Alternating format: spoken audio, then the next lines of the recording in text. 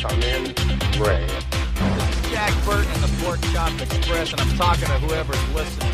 Calling the War Council of Gallifrey. This is the Doctor. I am Iron Man. Tell me. Do you bleed? Everything's perfectly all right now. We're fine. We're all fine here now. Thank you. How are you?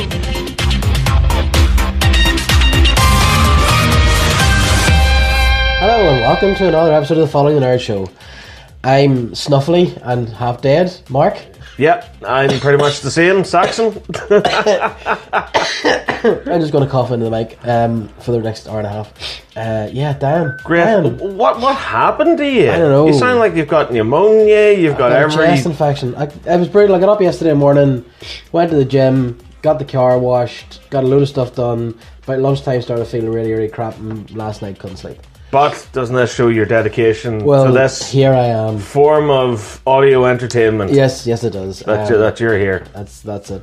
Yes. We had a big event last week. We didn't get to it because we're sad, but Warner Bros. Released the Batman movies, the original 4, Batman Returns, Batman Forever, and Batman and Robin on the big screen. Yes, they did, and what an event that should have been. Yeah, but we didn't get. That was a great event that we would love to have been at. A non-event almost. Because nowhere in Northern Ireland played them. They were all down south. Well, yeah, typical. You know, because we're the land that time forgot. Yeah, so there was one screening of Batman, I think in Belfast, like last Friday night, and I was working, and then that was it.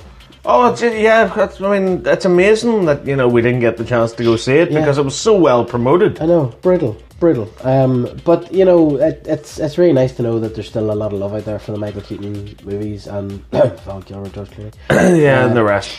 But I mean, I think and the rest. Yeah, I think if I had been going, I would only been going to Batman Returns. Yeah, definitely. Now I'm a big fan of all 4. I have to even Batman and Robin. I have to admit I'm a fan of Batman and Robin. It's awful, right? But you don't understand this. This is subverting the audience's expectations before subverting the audience's expectations. We'll talk about that later on. Right. But no, in a good way. Okay. In a good way.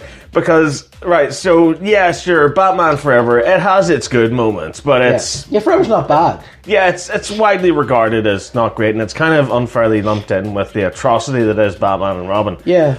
Batman and Robin's a real guilty pleasure for me. Really? Yeah. Okay. Because it shouldn't be. It shouldn't exist. It shouldn't exist. No, not right. It should be like one of those things, like in a mad scientist evil lair. Like he's like mixed a gorilla and a shark and a donkey. Yeah. Ooh. Yeah. Like, yeah. And he's just created this horrible monstrosity, but it does these amazing acrobatic backflips and it shoots fire out of its mouth. All right. And it's so entertaining to look at. And you know what the thing about it is, right? Every now and again, every couple of years, I kind of think, I really want to watch Batman and Robin. There and then you go. about 15 minutes in, I'm like, oh God, what am I doing? No, honestly, push past that, because for me, right, I know we're starting off by talking about the worst ones, but come on, that's where the fun lies. Yeah, of course. Surely. Yeah. The first 15 minutes to me of Batman and Robin always feel like there's some sort of Batman on Ice live stage show that they recorded. Yes, exactly. The whole museum heist thing. Yes, because you don't see the fourth wall. Yeah. When Robin breaks through the wall with the Bat Cycle or the Robin Cycle, the Red Bird, whatever it is, makes the perfect he makes a perfect Batman logo. They just happen to have ice skates. Yeah. It's all perfectly choreographed, and it ends with a big set piece where Mr. Freeze, Arnold Schwarzenegger, gets into his big rocket ship thing and blasts through the roof. Yeah. It looks like into the side of it. Yeah. But like even the way it's lit, it looks really flat, but it's really technicolored and bright and oversaturated. It feels like something you would see Batman on Ice. Yeah, it really does. And I think that's what they were going for with it. It's insane. And it's just this sort of where they've taken the design of Gotham, the stuff that was done by Anton Furst in Batman, and then it was carried on to a lesser extent in Batman Returns, and then Batman Forever was kind of just a city. Well, it had the big weird statues and stuff in it, but it was just a really horrible CGI render. Yeah, and then in Batman and Robin, it's like buildings with arms holding other buildings, and coming out of the buildings, and again, that's another thing as well with Batman and Robin. The chase sequence with the Batmobile and the Red Bird and Mr. Freeze's goons and stuff. Right. I don't know if you ever did this when you were a kid with your little Matchbox cars. Right. You used to race them up your arm. Well, yeah, no, I get the idea, yeah. That's where that came from. Okay. I'm convinced that's where that action scene came from. Okay. It was Joel Schumacher just sitting in his office one day, had a little Batmobile Matchbox car, and he's just going, meh. He's like, I'm going to do that. Action sequence! I've got me an action sequence, yeah. I need a building with arms. Damn it. But yeah, it is a glorious mess. It is. It's truly wonderful to see the snake eat its own tail in its own way, because when Batman was first brought to our world, to the live action world, it was with Adam West and Burt Ward, and it's like, I have a lot of love for the Adam West TV show and for the movie as well, because it is camp, it's cheesy, but somehow it works. It's just a pure, like, full-on product of its time. It was the swinging 60s, everyone was more liberated, everyone was having a lot more fun, and there was no room for the Dark Knight and the gritty Avenger, you know. So what makes Batman and Robin, and to an extent Batman Forever, feel for me, is that it's no longer a product of its time. It's at the point where we got to the late 80s and we had Batman, and we had Batman Returns in 92. We know that is something that's a product of its time. Because it is very gritty, it's very dark, it's very real world. And a lot of movies at the time were doing that. Well, it's funny you should say that, because my dad, obviously, he was born in 52. So he grew up with the Batman series, the original Batman series. And whenever Batman and Robin came out, it was on TV, and I was watching it. It might have been on video or whatever, and I was just watching, you know, with that horrified look. And my dad came in and he was like, "That's Batman. That's Batman. Not that other dark, broody crap." And I'm like, "What? Get the hell out of here!" But it just goes to show you, it's like Batman works in each to its own demographics. But again, what I was saying was, with Batman Forever and Batman and Robin, it feels like it's such a regression from what we were working so hard to build. To the point where Batman and Robin essentially poisoned the brand until 2005. It became that what it's tried to destroy, basically. Exactly. And I mean, if you look at Batman Begins, I think there's a hell of a lot of similarities to the 89 Burton movie. In Batman Begins? Just in terms of its tone and in terms of its storytelling beats, it is incredibly similar. So it just goes to show that they were really on to something in the 89 with that first movie. The first Batman movie, I'll put my neck in the block and say it's probably the best comic book movie ever made. Easily, I'd say so. And it bends the rules. Batman kills in it, and it, you know, but it doesn't make a big deal out of it. Exactly, you know, and it was something that, because I really only was getting into comics at the time and stuff, it didn't annoy me too much, but as I got older, looking back on it, I was like, no, they missed. But that's Tim Burton's world. That's Tim Burton's Batman. That's Michael Keaton's Batman. And as a self-contained, it's big, it's dark, it's beautiful, it's bold, it's brave. You know, even like, I remember the Batwing, you know, and I was like, what? He builds a jet that looks like the Bat sign. And then it flew in front of the moon. I was like, I'm sold. That's why he built that. But see, the thing is, you don't really question decisions like that whenever it works so good visually. There's always a point and purpose to it. And it's like, oh, okay, well, that's a nice little shot, but it does so much more than that. That's the inspiration for the bat signal.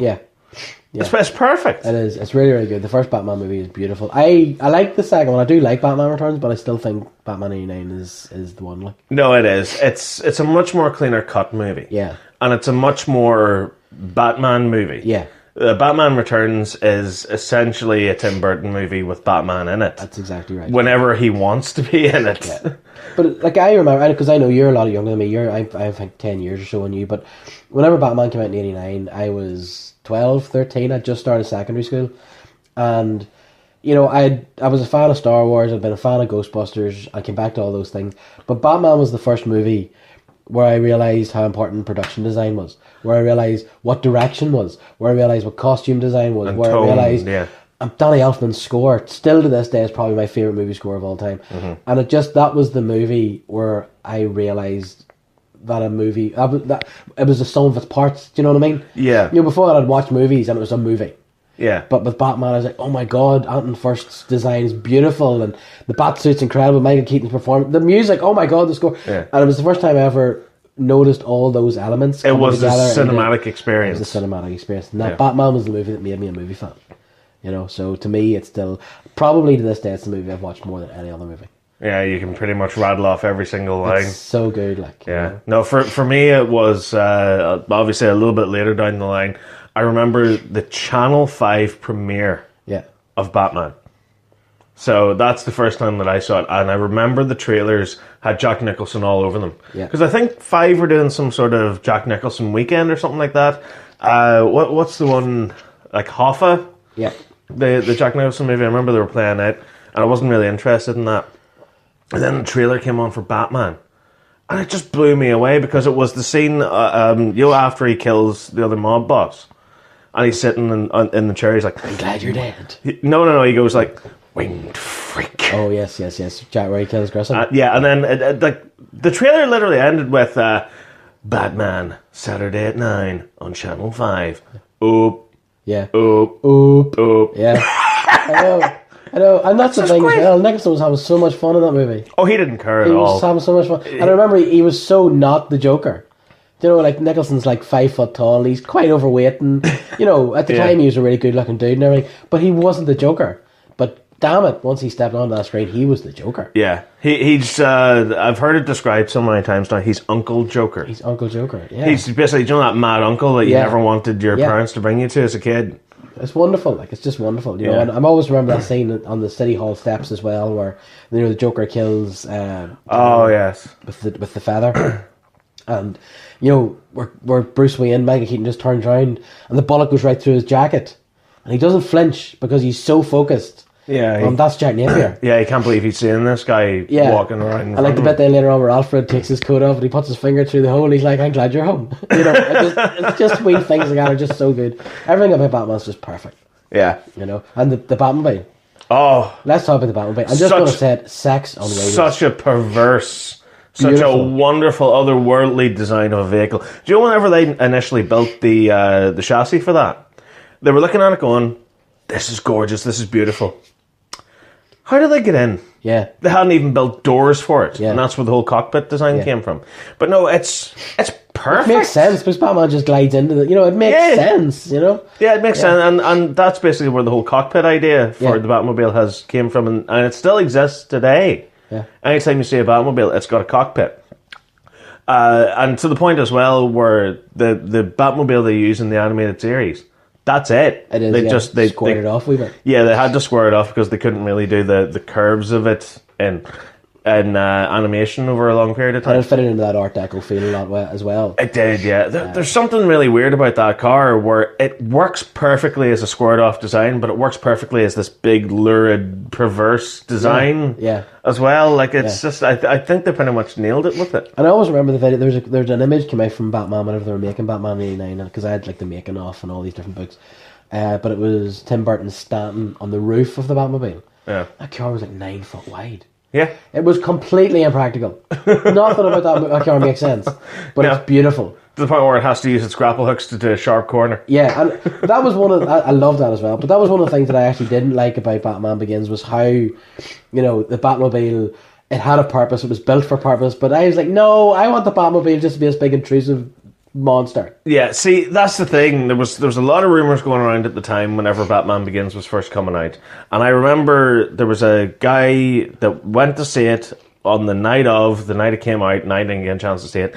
So I went to him and I asked him about some of the rumours. And one of them was the Batmobile in Batman Begins was supposed to just be the base for the new Batmobile.